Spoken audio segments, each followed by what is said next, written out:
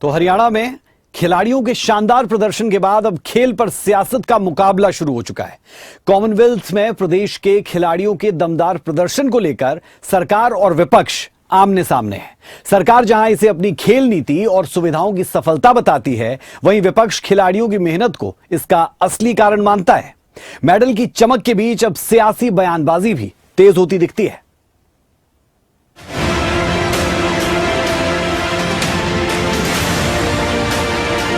हरियाणा में खिलाड़ियों की उपलब्धियों पर अब सियासत का नया मुकाबला शुरू हो चुका है। एक तरफ प्रदेश सरकार को स्पोर्ट्स पावर हाउस बता रही है, तो दूसरी तरफ विपक्ष खिलाड़ियों की सफलता का श्रेय उनकी मेहनत को दे रहा है।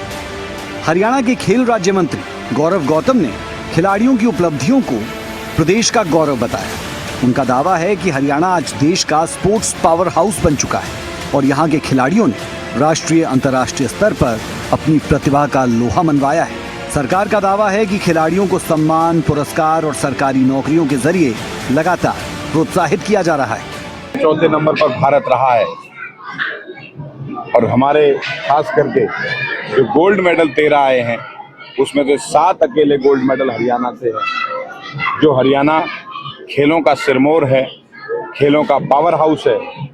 2% की आबादी का हरियाणा भारत में आधे से ज्यादा मेडलों पर कब्जा हरियाणा के खिलाड़ियों का है, वो उन्होंने करके दिखा दिया। मैं उन खिलाड़ियों का स्वागत, अभिनंदन, बधाई उनको देता हूं। वहीं पूर्व मुख्यमंत्री भूपेंद्र सिंह हुड्डा ने सरकार के इन दावों पर सवाल खड़े कर दिए। हुड्डा ने कहा, खिलाड़ियों की सफलता का श्रेय किसी सरकार की नीति को नहीं, बल्कि खिलाड़ियों की मेहनत और संघर्ष को जाता है। उन्होंने कॉमनवेल्थ गेम्स में हरियाणा के खिलाड़ियों के प्रदर्शन को लेकर कहा कि ये कोई पहली बार नहीं है। इससे पहले भी 2010 में प्रदेश के खिलाड़ियों ने शानदार प्रदर्शन किया था। पहली दफा तो किया, 2010 में भी किया था। पूरे जितने देश को मेडल मिले थे 2010 में, तो 70% के करीब मेडल तो हरियाणा के खिलाड़ी ने दिए थे।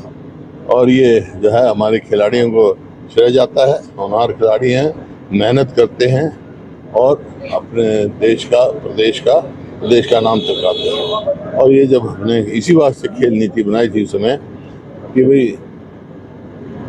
पदक लाओ, पद पाओ, लेकिन ये जो मौजूदा सरकार है इसने बहुत सारे लोगों को नौकरी नहीं दी।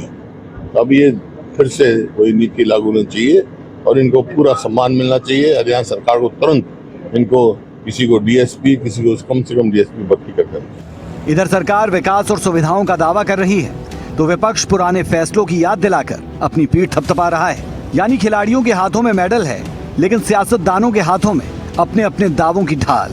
हरियाणा में खेल अब सिर्फ मैदान की जीत हार नहीं रहा, बल्कि राजनीतिक बयानबाजी का भी बड़ा मुद्दा बन चुका है। खिलाड़ी मेहनत से इतिहास लिख रहे हैं और नेता उसी इतिहास पर अपनी अपनी कहानी लिखने में जुटे हैं। खबरें अभी तक के लिए झज्जर से प्रदीप धनखड़ और पलवल से दिनेश कुमार की रिपोर्ट।